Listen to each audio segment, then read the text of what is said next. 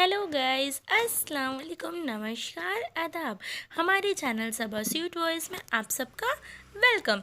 दोस्तों, आप सबको हमारे चैनल पर स्वागत है। अगर आप सबको हमारी कहानी अच्छी लगे तो प्लीज़ चैनल को लाइक, शेयर एवं सब्सक्राइब करना ना भूलें। धन्यवाद। हम आप सबके सामने एक कहानी प्रस्तुत करने जा रहे हैं। उसका हम आगाज करते हैं। अरे संदीप, तुम्हारी बहन निधि के सास ससुर की 40वीं सालगिरह है। जी का फोन था, हमें भी बुलाया है। तुम्हारे पापा तो जाने से मना कर रहे हैं। ऐसा करो, तुम अपनी सास अपनी और मेरी टिकट करवा लो। निधि के साथ ससुर को अच्छा सा उपहार देना होगा और निधि दामाद जी और बच्चों का कपड़े और शगुन का लिफाफा भी करना पड़ेगा। उसकी जेठानी के बच्चों को भी देना पड़ेगा। कांता जी ने अपने बड़े बेटे संदीप से कहा, माँ, इस बार आप मनीष के साथ चले जाइए। निधि के ससुराल मनीष के यहाँ से मात्र 4 घंटे लगेंगे। अभी घर में रेनोवेशन का काम हुआ है, कमरों में एसी लगवाया है, आपके दांतों का ट्रीटमेंट हुआ है। 4-5 महीने में मेरा बहुत खर्चा हो गया है। आने जाने लेने में काफ़ी खर्च हो जाएगा। ऐसा करता हूँ, मैं आपकी मनीष के घर तक का टिकट करवा देता हूँ। आप मनीष और पायल के साथ निधि के ससुराल हो आना। इसी बहाने आपको थोड़े दिन मनीष के घर भी रुकना हो जाएगा। मनीष से कह कर लेने देने के सामान की व्यवस्था करा लेना। संदीप ने माँ को सुझाव दिया, तुम घर के बड़े बेटे हो, अपनी जिम्मेदारी से पल्ला झाड़ रहे हो। एक ही तो बहन है तुम्हारी, उसको भी लेने देने का मन नहीं करता तुम्हारा। वैसे भी मनीष अभी छोटा है, उसे व्यवहार नहीं समझ आता। कांता जी बोली, आप जिम्मेदार दोगी तभी तो वह सीखेगा। छोटा थोड़ी ना है वो, 2 बच्चों का बाप बन गया है। संदीप बोला, अब माँ की बात को भी काटने लगा है। मैंने कहा ना, टिकट और लेने देने की व्यवस्था कर लेना। कांता जी ने अब की बार कुछ तेज स्वर में कहा, फिर कहा था कि जो हमेशा से होता आया है वही हुआ। संदीप ने एक बार फिर से बड़े बेटे का फर्ज निभाते हुए अपनी माँ के आदेश का पालन किया। कांता जी और आदेश जी के 2 बेटे और एक बेटी थी। बेटी निधि की शादी हो चुकी थी। बड़ा बेटा संदीप, बहू सुषमा और उनके 2 बेटे, 17 साल का और 14 साल की बड़ी बेटा बहू माता पिता के साथ रहते थे। अपना घर बनाने में संदीप को 5 लाख उसके पिता आदेश जी ने दिए थे। बस यही 5 लाख का बोझ वह पिछले कई सालों से उठा रहा है। संदीप एक आदर्श भाई और आदर्श बेटा था। अपने छोटे के लिए, बड़ों के लिए वह अपना सब कुछ लुटा देता, फिर भी उसके ऊपर कुछ नहीं करने का आरोप लगाया जाता। वह अपने परिवार को खुश रखना चाहता, इसके लिए उसे अपने पत्नी बच्चों का मन भी मानना पड़ता। वही छोटा बेटा मनीष प्राइवेट जॉब करता था। अपनी जॉब के चलते वह अलग शहर में गृहस्थ बसाए हुए था। साल में 1-2 बार परिवार सहित घर आता। माँ बाप के स्वास्थ्य की चिंता करता, उनके आराम के बारे में पूछता कि बड़े भाई भाभी उनका अच्छे से ध्यान रखे हैं कि नहीं। छोटी बहू भी सास के पैर दबाती, मीठी मीठी बातें करके उन्हें अपने पक्ष में करती। वह छोटा बेटा बहू ना तो माँ बाप को कुछ दिन रहने के लिए अपने घर बुलाते, न किसी प्रकार की आर्थिक सहयोग करते। बड़ा भाई संदीप छोटे भाई से मदद भी मांगता तो छोटे भाई के पास कोई ना कोई बहाना तैयार रहता। कुछ दिनों के बाद बड़ी बहू सुषमा कांता जी से कहती हैं, माँ जी, हमारा मेरी बहन के परिवार के साथ मुंबई लोनावला खंडाला परिवार के साथ मुंबई लोनावला जाने का प्रोग्राम बन रहा है। बेटे आरफ की 12th की परीक्षा खत्म होने के बाद का टिकट करवा लेंगे, फिर वह अपने कॉलेज में व्यस्त हो जाएगा और बेटी अपनी 10th की बोर्ड की तैयारी में। काफ़ी समय हम दोनों का मिलना भी नहीं हुआ है। सुषमा ने खुशी खुशी सब अपनी सास को बता दिया। कांता जी ने कुछ नहीं कहा। जाने के ठीक हफ्ते भर पहले कांता जी कहती हैं, बेटा संदीप, तुम्हारी मौसी अगले हफ्ते कुछ दिनों के लिए हमारे घर रुकने आने वाली है, इसलिए तुम लोग अपना घूमने का प्रोग्राम फिर कभी बना लेना। जी, आपको तो पहले से ही हमारे प्रोग्राम का पता है। आप मौसी जी से कह सकती थी कि हमारे आने के बाद आए। बीच में ही सुषमा बोली, ऐसे कैसे अपनी बहन को आने से मना करती, तुम लोग नहीं रहोगे? तो अच्छा नहीं लगेगा। खाने पीने की व्यवस्था कैसे होगी? कांता जी बोली। उन्हें लगा कि हर बार की तरह इस बार भी बेटा बहू अपनी इच्छा को मार देंगे। माँ जी, मैं खाना बनाने वाले का इंतजाम करके जाऊंगी।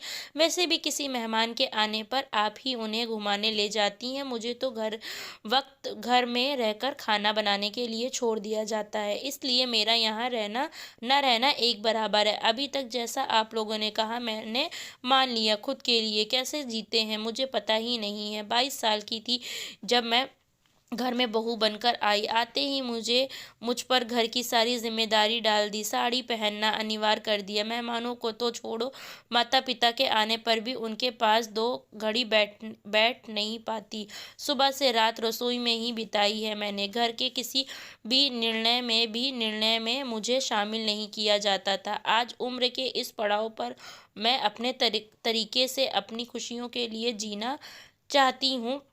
मैं हर बार अपनी इच्छाओं को मारती हूँ, समझौता नहीं कर सकती। आज मेरे पास फ़ोन है, लेकिन बात करने के मेरी माँ नहीं है। उन दिनों को मैं कभी नहीं भूल सकती जब मुझे चुपके से माँ का फ़ोन करना पड़ता था, क्योंकि फ़ोन करने की परमिशन आप लोगों से लेनी पड़ती थी। चुपके से माँ के फ़ोन लगाती थी, तब भी पता चलने पर आप 2 बातें सुना ही देती थी। आज समय है, सुविधा है, लेकिन मेरी माँ नहीं है मेरी बात सुनने को। मेरी छोटी बहन अपनी दीदी यानी मेरे घर कुछ दिनों के लिए आना चाहती है, मुझसे मिलना चाहती है, तब भी आप लोगों ने उसे बुलाने से मना कर दिया है। मेरे पति ने भी मेरा साथ नहीं दिया, बस घर के बड़े बेटे बनकर रह गए। इतने सालों की टीस मेरे भीतर है, उसे शायद आप लोग नहीं समझ सकते। तब मैंने आपसे कहा था देवरानी पायल के घर तो हर 6 महीने में उसके मायके से कोई ना कोई आता है। तब आपने कहा था वह अकेले रहती है ना, सास ससुर के साथ नहीं रहती। इसका मतलब ससुर के साथ रहने से की सजा मिल रही है। सजा मिल रही है माँ जी, ऐसा उनकी बहू ने कहा। मैंने अपने पति का सहयोग करने और अपनी काबिलियत का उपयोग करने के लिए सिलाई का काम चालू किया।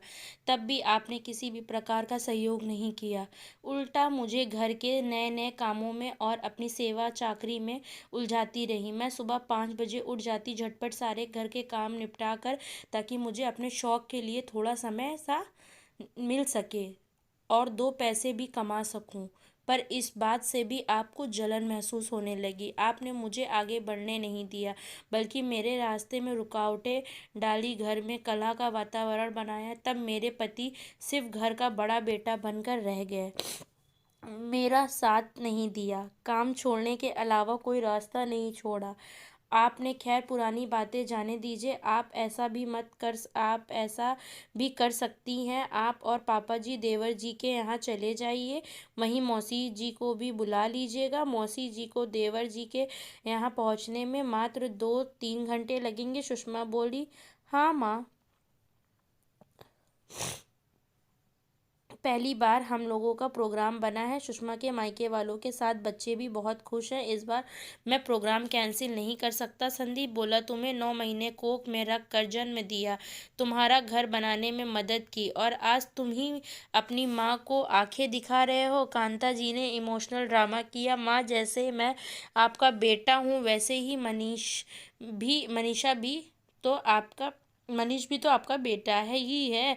उसे भी तो कुछ जिम्मेदारियां दीजिए। वह तो अपने घर परिवार के साथ साल 2-3 बार घूमने जाता है। हर शनिवार रविवार को छोटी मोटी आउटिंग हो जाती है उनकी।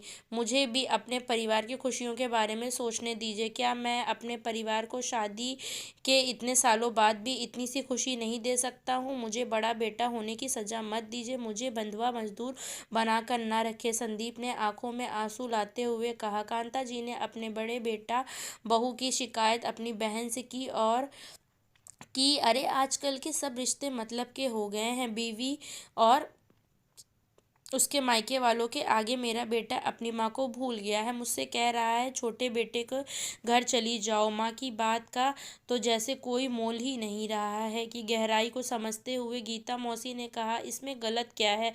बड़े बेटा बहू की शादी को 20 साल हो गए, अब अगर वह अपनी खुशियों के बारे में सोच रहे हैं तो इसमें गलत क्या है? घर के बड़े बेटा बहू को अपने लिए जीने का अधिकार नहीं है? दिन रात एक सी जिंदगी जीकर वह बोर नहीं हो जाते होंगे? वही सारी जिम्मेदारी रिश्तेदारियों वो क्यों निभाए? आज तक उन्होंने तुम्हारी हर बात में हाँ मिलाई है, चाहे वह बात मानने लायक हो या ना हो। क्या सही है कि एक बेटा सारी जिम्मेदारी उठाए और दूसरा बेटा सिर्फ जमा पूंजी इकट्ठा करता जाए, सिर्फ अपनी मौज की जिंदगी जिए? अरे तू तो किस्मत वाली है कि तुझे समझदार बड़ी बहू मिली है। सास ससुर की माता पिता सम्मान इज्जत करती है, मान देती है, सेवा करती है। तेरे बड़े बेटे ने भी तेरा हमेशा मान रखा, तेरी इज्जत की, सिर्फ जिम्मेदारियां ही उठाई हैं। अब उससे थोड़ा मुक्त कर दे। छोटे बेटे बहू को भी जिम्मेदारी बना तय हुआ। अब हम तेरे छोटे बेटे मनीष के घर मिलते हैं, गीता मौसी ने फोन पर कांता जी से कहा। कांता जी और आदेश से बड़े बेटे बहू के जाने से पहले ही छोटे बेटे के घर पहुंच गई। छोटे बेटे के घर तो पूरा माहौल ही अलग था। छोटी बहू पायल ने सूट पहन रखा था, एक काम वाली घर की साफ सफाई कर रही थी, दूसरी रसोई में सब्जी काट रही थी। ये क्या बहू, तुम हमें काम वाली के हाथों का बना खाना खिलाओगी? हम नहीं खाने वाले, कांता जी ने मुंह बनाते हुए कहा। माँ जी, मेरी आदत नहीं है इतने सब लोगों का काम करने की, मैं सिर्फ खाना बनाने में मदद ले रही हूँ, पूरा खाना नहीं बनवा रही हूँ। अगर आपको इससे समस्या है तो कल से आप ही मेरी मदद कर दीजिएगा, पायल ने स्पष्ट रूप से कह दिया। मौसी सास गीता जी कांता जी को देख बंद बंद मुस्कुरा रही थी, जैसे कह रही हो, यहाँ नहीं गलने वाली तुम्हारी दाल। अगले दिन इन दोनों ने पायल कहती है, माँ जी आज शाम 4 बजे मुझे किटी पार्टी में जाना है, 5:30 तक से 6 तक आ जाऊंगी। आप लोगों की चाय बनाकर जाऊंगी, आप समय से दोबारा गर्म करके सबको दे दीजिएगा। नाश्ते का डिब्बा भी पास में ही रखे जाऊंगी। पायल ने किटी में जाने के लिए पूछा नहीं बल्कि अपना प्लान बता दिया। इतनी हिम्मत तो बड़ी बहू ने कभी नहीं दिखाई। कांता जी सोचने लगी, पर यह तो सिर्फ ट्रेलर था, पूरी पिक्चर तो अभी बाकी थी। अगले दिन बेटे मनीष ने कहा, आज शाम हम सब बाहर घूमने जाएंगे, बाहर ही खाना खाकर आएंगे। बहू, तुम्हारे पापा जी को बाहर के खाने से संतुष्टि नहीं मिलती है, वापस आकर उनके लिए 2 रोटी बना देना, दूध के साथ खा लेंगे, कांता जी बोली। पायल ने सुबह की रोटियों के साथ साथ 2 रोटी एक्स्ट्रा बना दी। शाम की 6 बजे सब मंदिर दर्शन और मॉल घूमने गए। मनीष एक नंबर का कंजूस था। मॉल में सबने जूस और कॉर्न चाट खाया। पिता आदेश जी ने पैसे देने के लिए अपनी जेब में हाथ डाला, पर मनीष ने उन्हें पैसे देने से एक बार रोका तक नहीं। वहीं बड़ा बेटा संदीप हर जगह खुद ही खर्चा करता था। रात 10 बजे बाहर की खाना खाकर सब घर पहुंचे। बहू, अपने पापा जी के लिए फटाफट से 2 रोटी सेक दो और दूध गर्म करके दे दो, कांता जी बोली। पायल झटपट 1 कप दूध और 2 रोटियां थाली में परोस कर ले आई। रोटी को हाथ से छू कर देखा तो कांता जी बोली, यह तो सुबह की बनी रोटी है, मैंने तुमसे कहा था ना कि रात को घर आकर 2 रोटी सेक देना, तुमसे इतना भी नहीं होता है? माँ जी, बाहर से आकर 2 रोटी के लिए आटा लगाना, फिर से रसोई समेटना मुझसे नहीं होगा। इससे समय भी बर्बाद होता है और परेशानी भी होती है, और वैसे भी दूध के साथ ठंडी रोटी ही अच्छी लगती है। पायल ने कहा, माँ आप रसोई के कामों में ज़्यादा इंटरफेयर मत करो, समय से सब काम हो तो रहा है ना? छोटा बेटा मनीष बोला। सास ससुर को आए 4-5 दिन हो गए थे। पायल को कांता जी की रोक टोक करने की आदत और हुक्म चलाने की आदत पसंद नहीं आ रही थी। वह कांता जी की बात का तुरंत जवाब देती थी। मौसी जी के पास जाने का समय आ गया। तब कांता जी ने आनंद मनीष से कहा। मौसी के लिए साड़ियाँ, उनके परिवार के लिए कुछ उपहार, कपड़े वापसी में मौसी को देने होंगे, इस तुम व्यवस्था कर देना। माँ मौसी को साड़ी दिलवा देंगे, बाकी उनके परिवार के लिए जो कुछ देना है वो आप देख लेना। मेरा बजट नहीं है देने, और माँ ज़्यादा लेन देन का व्यवहार ना रखो, हमसे जितना हुआ हमने किया, हमसे ज़्यादा की उम्मीद मत करना, मनीष ने स्पष्ट रूप से कहा। मौसी जी चली गई। मनीष के द्वारा दी गई 2 साड़ियों के साथ अब कांता जी के पास छोटे बेटा बहू के घर कुछ करने को था नहीं। छोटी बहू को पति का सपोर्ट था, इसलिए उसे दबा कर रखना कांता जी के बस में नहीं था। हफ्ता भर और रुककर उन्होंने भी अपना बोरिया बिस्तर बांध लिया और लोग वापस बड़े बेटे के पास आ गए। बड़े बेटा बहू भी वापस घर आ चुके थे। इस बार बड़ी बहू सुषमा ने छुट्टियों में घूमने का खूब आनंद उठाया, अपने पति, बहन, बच्चों के साथ खूब फोटो खिंचवाई और अब वह खुशी खुशी स्टेटस पर अपनी खुशियां दूसरों के साथ बांटने लगी। उसकी नंद निधि ने उसकी सास को फोन करके कहा, माँ सुषमा भाभी के तो मजे हो गए हैं, उनकी तो काया ही पलट गई है। क्यों, क्या हो गया, कांता जी ने पूछा। अरे मम्मी, भाभी का स्टेटस नहीं देखा? 42 की उम्र में कैसे वेस्टर्न कपड़े पहन फोटो खिंचवाया है। लगता है आपने उन्हें काबू में रखना बंद कर दिया है। पहले तो साड़ी के अलावा कुछ नहीं चलता था आपके राज में, अब लगता है भाभी अपनी मर्जी की मालकिन हो गई है, निधि ने कहा। कांता जी ने बड़ी बहू से तो कुछ नहीं कहा, पर शाम को बेटा संदीप आया तो उससे इस विषय पर बात की। मैं क्या सुन रही हूँ, बहू ने साड़ी की जगह jeans top pant salwar suit पहना था। आखिर वह घर की बड़ी बहू है, यह सब शोभा नहीं देता है क्या माँ? 42 की उम्र में भी वह अपने तरीके से जीने लगी है तो वह बुरी हो गई है। आपकी सेवा मान सम्मान में तो कोई कमी नहीं रख रही है, फिर भी क्यों हर वक्त बड़ी बहू कहकर आप उसे खुलकर जीने से रोक टोक रही हैं? हर प्रकार की पाबंदी केवल बड़े बेटा बहू पर, सारे कर्तव्य हमारे, लेकिन अधिकार कुछ नहीं है, हमें किसी तरह से भी जीने नहीं दे रही हैं। संदीप इतना बोलकर अपने कमरे में चला गया। छोटा बेटा बहू के घर का हाल को तो कांता जी अच्छी तरह से देख आई थी। उनसे तो किसी भी प्रकार की उम्मीद रखना बेकार था, इसलिए अब समझदार बनने में ही कांता जी ने भलाई समझी। बड़े बेटा बहू पर किसी चीज की जोर जबरदस्ती करने और उनकी जिंदगी में जरूरत से ज्यादा दखल देने से अब वह बचने लगी। दोस्तों, बेटे के जीवन में दो पार्टन के बीच साबुत बचा ना कोई जैसी स्थिति पैदा न होने दे।